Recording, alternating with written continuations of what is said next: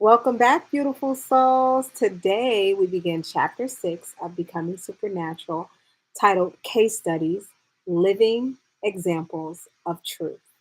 And this chapter is special because we're no longer just studying the theory of transformation, we're now witnessing people who applied this work and changed their lives. And we're starting with Ginny, who's a woman that healed her chronic back pain and leg pain after years of suffering. What moved me most about this story was not just the physical healing. It was the moment Jenny realized that she didn't have to keep living in the story of limitation. Remember how I talk about how we like to argue for our limitations? She didn't want to do that anymore. She started to feel worthy of her healing, and that's when the field began responding. Let's get into it. Chapter 6, Case Studies Living Examples of Truth. Over the years, I've found that stories have, I'm sorry, over the years, I've found that stories serve a great purpose to reinforce information in a practical manner. Hearing about someone else's experience makes it more real for us. True story. Once we can relate to the challenges and triumphs a person has along their journey from one state of consciousness to another, we start to believe a similar experience can happen for us. Stories also make the ideas from the teachings become less philosophical and more personal.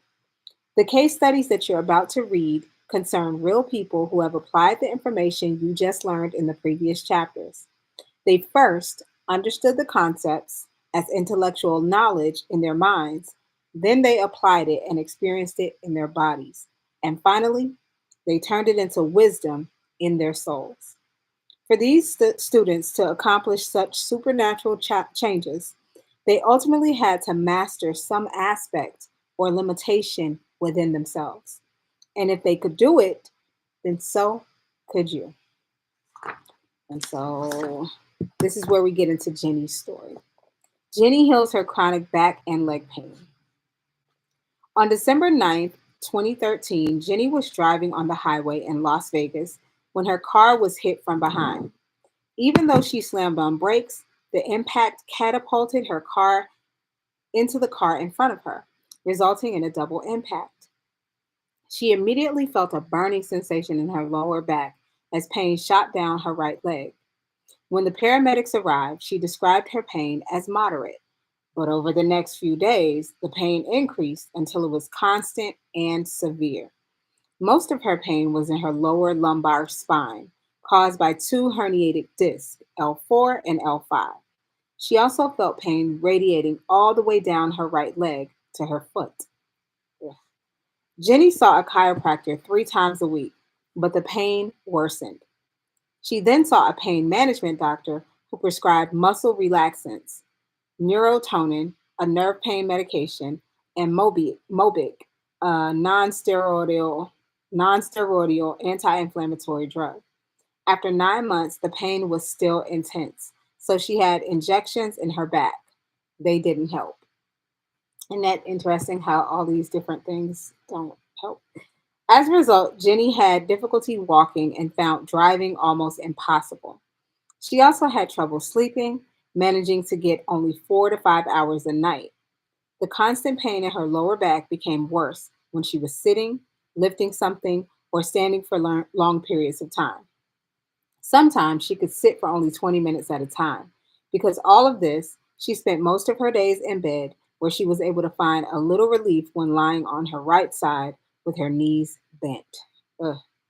Jenny was unable to care for her two children, ages 3 and 5, and she was also unable to work much as she had before. She depended on her husband to drive her places since she could no longer drive herself. All of these factors created serious financial problems and emotional stress for the whole family. Jenny became depressed and angry at life. Although she had attended her first workshop with me before the accident and had been doing her meditations, after the accident, she stopped meditating regularly because the pain got too severe and she said she couldn't sit or concentrate. Now, I'm going to pause here because I find it interesting that she was already a student of the work and then this happened. So just make mental note that understanding this work doesn't exempt you from life's problems. It just helps you to navigate them, which we're going to see how she was able to navigate. After 2 years, her doctor suggested lumbar surgery to repair the herniated disc. If that didn't work, he said Jenny could consider additional surgery, including spinal fusion. She decided to go ahead with the initial surgery. In the meantime, Jenny's husband convinced her to attend another one of my advanced seminars in Seattle. See, her husband was a believer, which started just 1 week before her surgery date. Staying seated for the flight was painful, but she made it. While Jenny enjoyed seeing her old friends and meeting new ones at the event, she also felt saddened and frustrated because she couldn't muster the same enthusiasm everyone else had. She just wanted to take some painkillers and go to bed. Poor Jenny. When she was leaving the first night's gathering, her good friend Jill, filled with compassion and hope, said with conviction, Jenny, you will be healed tomorrow, right here. We started the next day at 6 a.m. Jenny decided to avoid taking any heavy medication so she could be present in the meditations and enjoy the experience. Unfortunately, her pain made it very difficult to focus during the first meditation, and she wondered if the decision to attend had been a mistake. During the second meditation after breakfast, though, things really shifted. Jenny decided to surrender and leave all of her judgment behind. The meditation began as usual with a breathing exercise of pulling the mind out of the body, during which I told the participants to focus on two or three negative emotions or limited aspects of their personality. I asked them to move all the stored energy from the first three energy centers up from the base of the spine all the way up their brain to their brain and eventually release it out of the top of their heads. First, Jenny chose to work with her anger, which she believed had been a contributing factor in keeping her body in so much pain. During the meditation, she felt the energy moving up her spine and then sensed an intense energy leaving the body through the back of her head. The second thing she picked to okay, sorry. The second thing she picked to work with was her pain. As she worked with the breath to move much of the energy related to her pain from her body to her brain, she felt the same energy she had when she was working with anger. Although this time she saw the energy become a bright color with purple overtones. Suddenly, she sensed the energy flow down and become less intense. Slow down and become less intense, not flow. Sorry. The music changed and the main part of the meditation began. Jenny was feeling completely relaxed. She had liberated that energy out of her body. As usual, I guided the group to feel different parts of their bodies in space and to sense the space around their bodies. Then I guided them to the infinite black space that is the quantum field. I asked them to become nobody, no one, no thing, nowhere, in no time, and to become pure awareness, aware that they are aware in this endless, vast space. At first, as I gave instructions, Jenny had a distinct sense that she was floating. An intense sense of peace and unconditional love overtook her, and she lost track of time and space. She didn't feel her physical body at all, nor did she feel any pain. Yet she was fully present and could hear and follow all the instructions I was giving. I never experienced anything like that before, she told me later.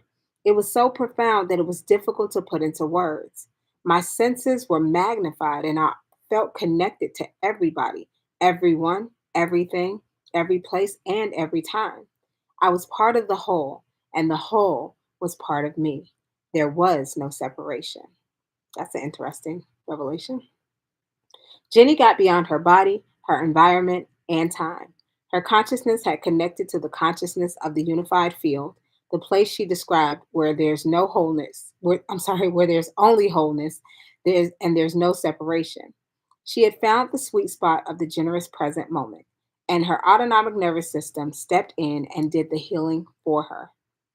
In our advanced workshops, our students lie down after every meditation and surrender in order to allow the autonomic nervous system to take over and program their bodies. At the end of this meditation, when I ask everyone to come back to their new bodies, Jenny was surprised to discover that she felt absolutely no pain as she got up from the floor to stand, a process that she normally would have needed help with. She started walking without limping, her back straight. We broke for lunch, but Jenny didn't feel like eating much or even talking a lot. She was still overwhelmed with the meditation experience. After 2 years of near constant pain, it felt so freeing to be without it anymore. She started crying tears of joy and confusion simultaneously. She looked for two of her friends to share the good news, including Jill, who had been so sure the night before that Jenny would be healed. They encouraged Jenny to try movements that she hadn't been able to do when she was in pain, and she performed all of them without any pain at all. As the day continued, Jenny's pain stayed away, and she continued to feel the unified field. That evening, Jenny called her husband, who told her that somehow he just knew she'd been able to heal her pain at the workshop. She had a great dinner with her friends, and when she went to bed, she didn't take any of her pain medication or muscle relaxers. She slept through the night for the very first time in years, waking up filled with energy. The next day, I guided the group in a walking meditation, which you will read about and you have a chance to try later. Jenny was able to walk straight and tall with no pain or difficulty. Needless to say, she canceled the surgery and she remained pain free. I'm gonna let that marinate a little bit, but I would say I found it interesting that he talks about lying down after meditations.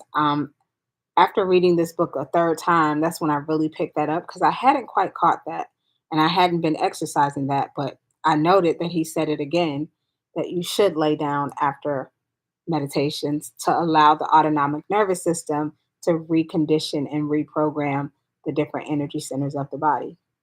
That's another takeaway. But Jenny's story shows us something very powerful. The body can't heal until the emotional story starts to change. That means you can't continue arguing for your limitations, even if they are justified. She had every reason to be angry about that accident, but it wasn't enough to get her to healing until she dropped the story. She stopped identifying with the pain and started identifying with the version of herself that was already free. You don't become the version, you don't become that version from effort alone.